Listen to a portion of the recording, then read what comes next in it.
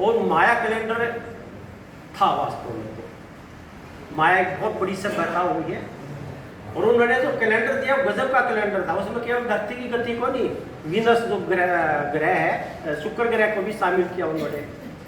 उनके 3 चक्कर थे, 3 प्रकार के कैलेंडर थे, देखिएगा उस समय की बात। और जो इसका टाइम पीरियड है हमारे जो माया सभ्यता है वो लगभग 2600 BC 2600 ईसा पूर्व से मानी जाती है, 1524 से ईसा पूर्व तक। तो 3 महीने थे। पहला महीना 260 दिन का जो ह्यूमन प्रेगनेंसी का टाइम होता है, 260 दिन एक कैलेंडर। दूसरा कैलेंडर 360 दिन का। तीसरा बड़ा कैलेंडर था उनका जिसका एक पूरा चक्र होता था 5128 साल के अंदर।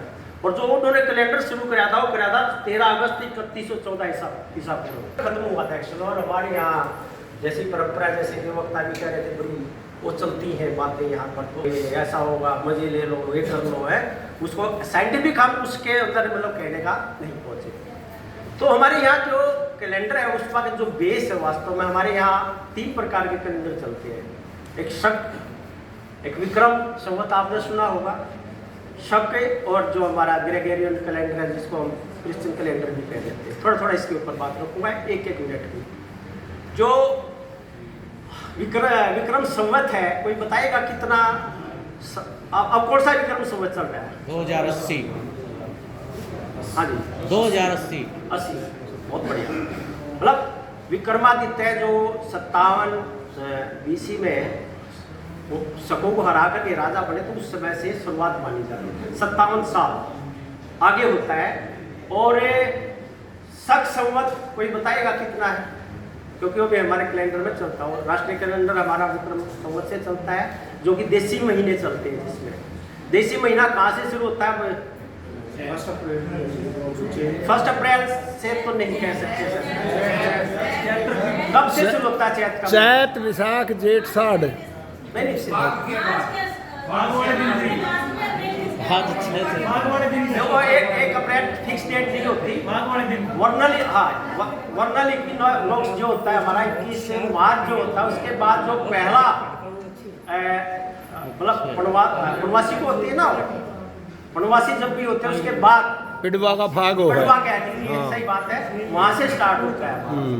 ये थोड़ी हमारी, और ये 78 साल बैक है जो हमारा संवत होता है, 78 साल, क्योंकि 78 शताब्दी में ये शुरू हुआ था।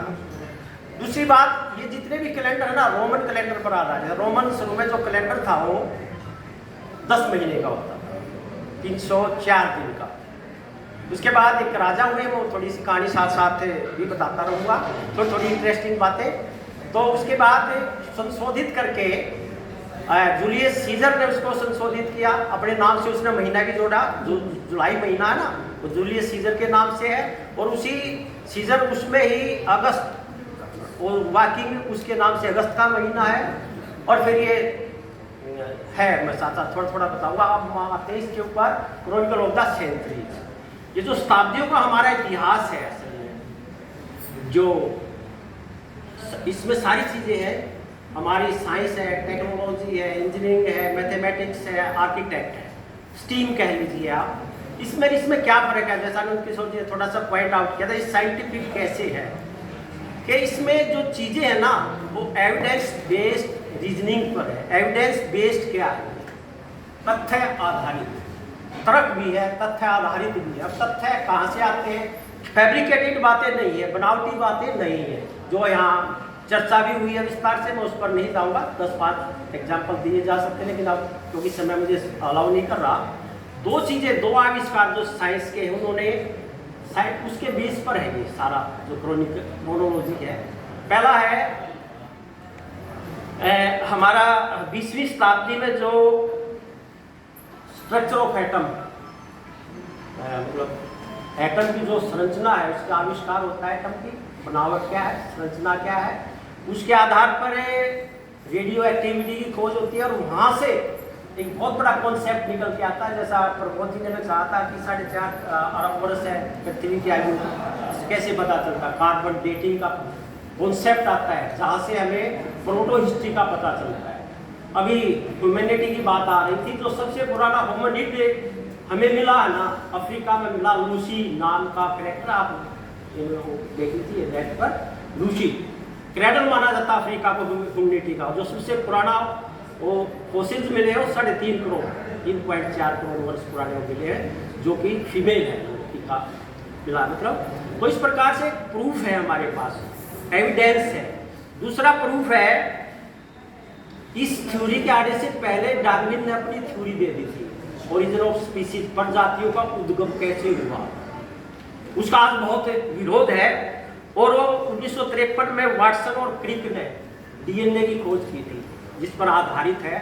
और जब वो बाद में थ्योरी को सिद्ध हुई कि 98% जो डीएनए है ना होमोनिड सीरीज का हमारे होमो सेपियंस से मिलता है, ये बिल्कुल सिद्ध हो गया उसमें। लेकिन अब किस आधार पर, थोड़ा सा किस आधार पर विरोध हुआ, वही आधार है क्योंकि जो अवतार हमारी प्रथा है यहाँ पर मत्स्य उससे लेकर के और के बीच में भाइयों पानी में थे, इवोल्यूशन हुआ, फिर कुरुम मतलब अवतार हुए। कुरुम का मतलब कुबेचर जो पृथ्वी और धरती पर है। आज उसका सबसे बड़ा विरोध है, जैसा पीरियोडिक टेबल का यहाँ पर जिक्र किया गया था। पीरियोडिक टेबल क्यों? क्योंकि 5 तत्वों को चैलेंज करती है और ये भगवान को भी चैलेंज करती है डार्विन थ्योरी कि कोई भगवान ने चीजें पैदा नहीं की, इवोल्यूशन हुआ है, उद्गम हुआ है। तो अब हम आते हैं नेक्स्ट उसके बाद प्लीज, जनवरी के महीने पर अब आते हैं।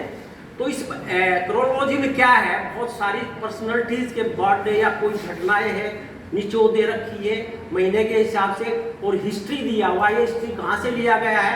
एक चंद्रिता मुखर्जी है, टीवी सीरियल बनाती है भारत की छाप, एक तो उनके उससे लिया गया है, और कुछ हिस्टोरियन हमारे हैं जो बहुत फेमस हिस्टोरियन है, उनको मिलाकर के ये पूरा एक तैयार किया गया। तो सबसे पहले 3500 ईसा पूर्व से पहले, जैसे कि हमारे यहाँ पाषाण युग की बात होती है, तो इसके कैसे एविडेंस मिलते हैं हमारे को। पहले केव गुफाओं में पेंटिंग्स मिलती हैं हमारे को असल में, जो कि इनका आधार है। तो जैसा जैसा ये समझ दिखाई नहीं देगी यहाँ पर। उसके बाद प्रिमिटिव टूल्स मिलते हैं हमें पत्थरों के, स्टोन्स के, जो सिद्ध कर